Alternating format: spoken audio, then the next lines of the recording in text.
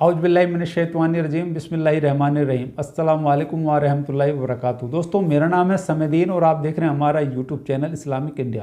दोस्तों, आज मैं आपको बताऊंगा कि अगर आप तहज्जुद की नमाज़ पढ़ना चाहते हैं, आपको पता नहीं है उसमें कितनी रकात होती हैं, तो आप इसमें कितनी रकात पढ़ेंगे इसके बारे में मैं बात करूँगा और इसका वक्त के बारे में भी बताऊँगा, इसका वक्त कब होता है।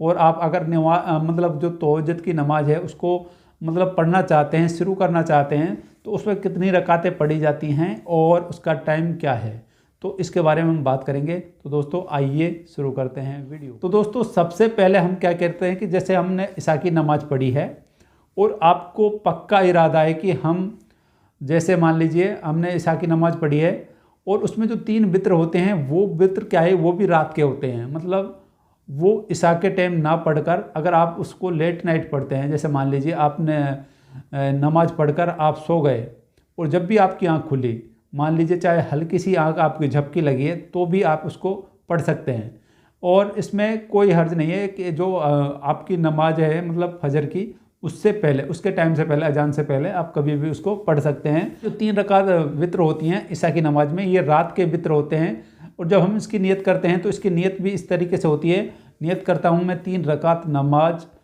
वित्र रात की, मतलब ये रात की होती है। अगर आप नमाज को आपको पता है कि हम तहज्जुद की नमाज़ पढ़ेंगे और खड़े होकर पढ़ेंगे, पक्का इरादा है, तो आप उसको उस टाइम ना पढ़ें और रात में जब तहज्जुद की नमाज़ पढ़ते हैं तो उस टाइम पढ़ें, तो उसका ज़्यादा सवाब है।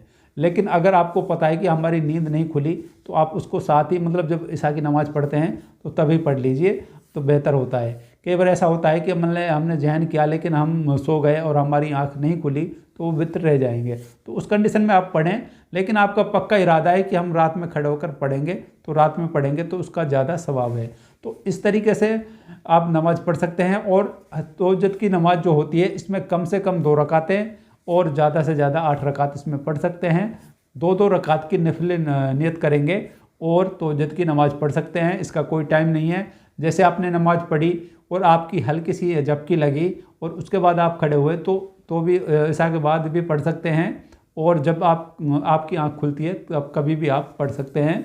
इसका मतलब ये फिक्स नहीं है कि आपका फिक्स ये टाइम है, ऐसा कुछ नहीं है। अगर आपकी आंख लगी, हल्की सी भी झपकी लगी है और आप तुरंत भी मतलब खड़े होकर उसको पढ़ सकते हैं। और ये क्या है कि फजर की अजान से पहले आप कभी भी इसको पढ़ सकते हैं, कोई दिक्कत नहीं है।